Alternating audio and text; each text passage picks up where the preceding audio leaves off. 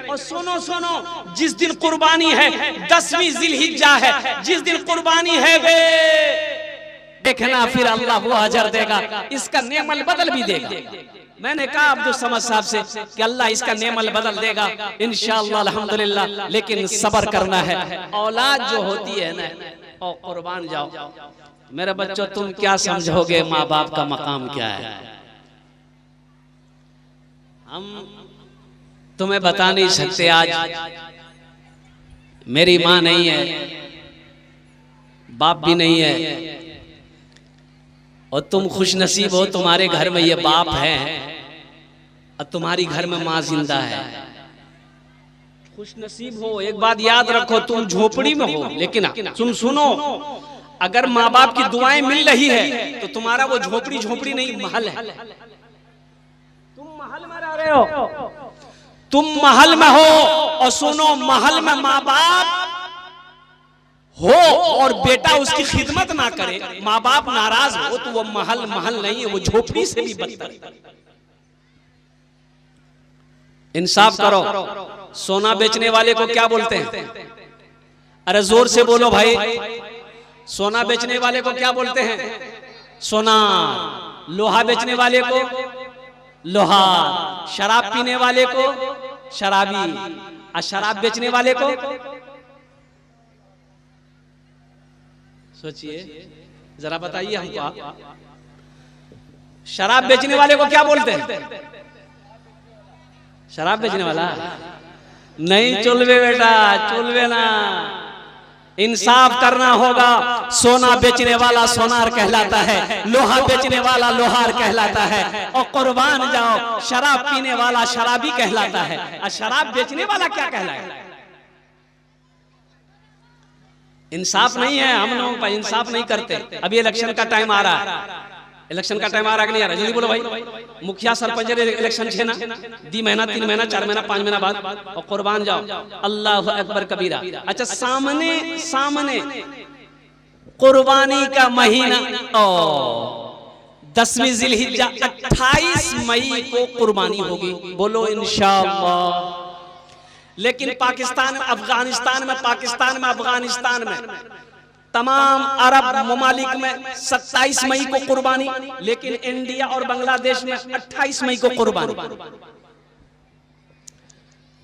10वीं जिलहिज्जा अल्हम्दुलिल्लाह सुम्मा अल्हम्दुलिल्लाह कुर्बानी करेंगे इंशाअल्लाह। अरे जल्दी बोलो भाई, ऊंट कै साल का होना चाहिए? कै साल का? अरे जल्दी बोलो। 5 साल का। भैंस कै साल का? अच्छा। बकरा कै साल का? मुर्गा कै साल का? मुर्गा नहीं, मुर्गा कुर्बानी है भी नहीं। अच्छा, अगर मुर्गा कुर्बानी अगर जायज होता कि नहीं, मुर्गा कुर्बानी दुरुस्त है, तो ये देसी मुर्गा आदमी नहीं खोजता। बोले भाई आप पोल्ट्री देख लो, पोल्ट्री से काम चला लेता, और कुर्बान जाओ। मेरे भाइयों, मेरे नौजवानों, सुनो, कुर्बानी दो, कुर्बानी दो। अल्लाह ने अगर हैसियत दिया, औकात दी, कुर्बानी दो।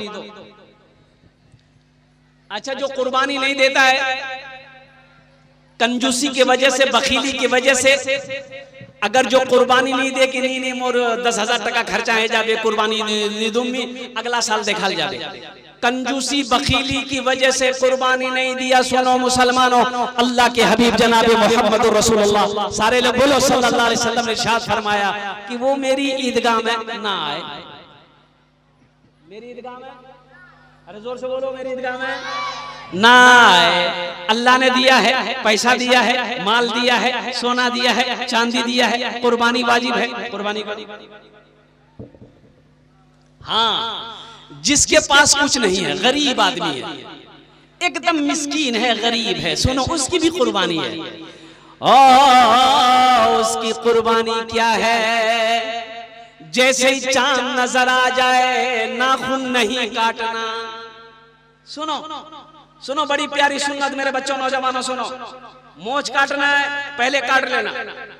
नाखून बढ़ गया मेरी माँ बहनों, सुनो, पहले नाखून काट लेना। जो कुर्बानी देता है, चांद देख लो, नाखून नहीं काटना चाहिए, अब उससे पहले नाखून काट लो।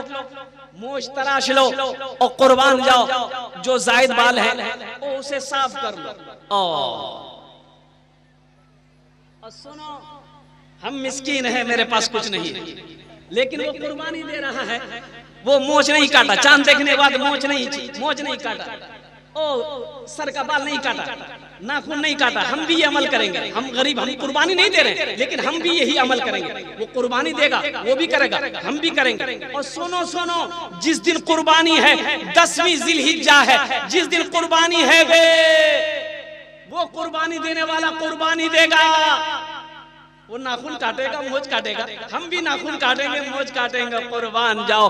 अल्लाह के रसूल सल्लल्लाहु अलैहि वसल्लम इरशाद फरमाते हैं कि तुम मिस्कीन थे, तुम कुर्बानी नहीं दिए, लेकिन नाखून बाल तुमने 10 दिन नहीं काटा, कुर्बानी के दिन तुमने काटा है, अल्लाह तुम्हें कुर्बानी करने का सवाब अता फरमाएगा। सुभान अल्लाह, अल्लाह तुम्हें कुर्बानी करने का सवाब अता फरमाएगा। इसलिए इस अमल को करना है। चांद निकलने से पहले जो है, अब जोड़ लिए 28 तारीख को कुर्बानी होगी। चांद किस दिन निकलेगा वो तो हिसाब से क्या कहते हैं कि आप देख लीजिएगा। 28 मई को कुर्बानी है, तो मेरे ख्याल से जिलहिज्जा की पहली तारीख या तो 18 मई या 19 मई ऐसे क्या कहते हैं कि कुछ है। इस पर चांद पर आप क्या कहते हैं कि ध्यान रखेंगे, ख्याल रखेंगे। अल्लाह तबारक व तआला हमें दीन की बातें सुनने से ज्यादा दीन की बातों पर अमल करने की तौफीक अता फरमा दे। आमीन बोलो आमीन। अच्छा, माल कैसा होना चाहिए? कुर्बानी का माल कैसा होना चाहिए? माल कैसा होना चाहिए? अरे बोलो भाई। कनकट्टा बोलता, कन अरे कान कट्टा नहीं। सुनो, एक लीडर साहब थे, लीडर जाने ना? अरे बोलो भाई। लीडर, नेता, अपनी जबान में कहेंगे नेता, लीडर। किसी हादसे में उसकी कान कट गई थी, इतनी सी कान कट गई थी। इलेक्शन के टाइम में वो इलेक्शन में खड़ा हुआ, मुखिया में। ए बाबू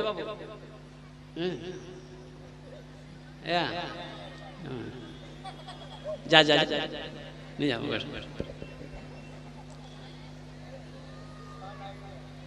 इलेक्शन का समय था, माइक पकड़कर खड़ा हुआ, तो नेताजी बोले कि बारसोई के मुसलमानों लोगों सुनो, हिंदू हो मुसलमान हो कोई हो सुनो, वक्त पड़ेगा हम अपनी जान की कुर्बानी दे देंगे। तो मजमे में से एक आदमी बोला कि कान कट्टे की कुर्बानी जायज नहीं है। तुम्हारी कुर्बानी जायज नहीं है तो तुम कुर्बानी देकर करोगे क्या? देखो, माल फ्रेश होना चाहिए, माल फरबा होना चाहिए, कोई ऐबदार नहीं होना चाहिए। अच्छा, एक बात और बताता चला, मान के हम जानवर खरीदे, सब कुछ ठीक था, अब एक पैर में चोट लग गई, अब वो जानवर 3 पैर जमीन पर रख रहा है, चौथा पैर जमीन पर नहीं रख पा रहा, इतनी तकलीफ है, दर्द है। हाँ, वो अगर चौथा पैर रख करके जानवर चल लेता है तो कुर्बानी जायज है।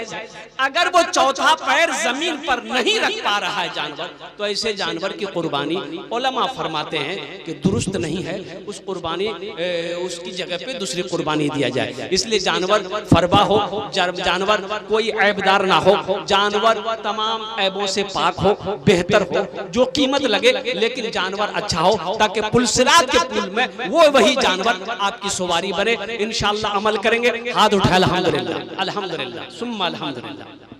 साथ ही साथ जो मेरा जो मौजू है, मेरी माँ बहनों सुनो, कब्रिस्तान के लिए जलसा किया गया है। 4 दीवारी है कब्रिस्तान में, 4 दीवारी है।